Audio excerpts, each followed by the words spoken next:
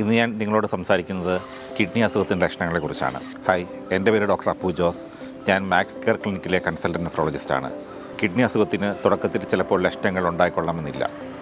എന്നാൽ ചില ആൾക്കാരിൽ മൂത്രമൊഴിക്കുമ്പോൾ പത കാണുന്നത് കിഡ്നി അസുഖത്തിൻ്റെ തുടക്കത്തിലൊരു ലക്ഷണമായിട്ട് എടുക്കാം. അങ്ങനെയുള്ളവർ കൂടുതൽ ചെക്കപ്പ് ചെയ്യേണ്ടതാണ്. പ്രത്യേകിച്ച് ഡയബറ്റീസ്, പ്രഷർ തുടങ്ങിയ അസുഖങ്ങളുള്ളവരാണെങ്കിൽ മൂത്രമൊഴിക്കുമ്പോൾ പതയുണ്ടെങ്കിൽ അത് വളരെ സീരിയസ് ആയിട്ട് എടുക്കേണ്ടതാണ്. ഇതുകൂടാതെ ചെറുപ്പക്കാരിൽ ഉണ്ടാകുന്ന ബ്ലഡ് പ്രഷർ, അതായത് ചെറുപ്പത്തിലെ ബ്ലഡ് പ്രഷർ ഉണ്ടാകുക, അതൊരു കിഡ്നി അസുഖത്തിന് ലക്ഷണമാകാം.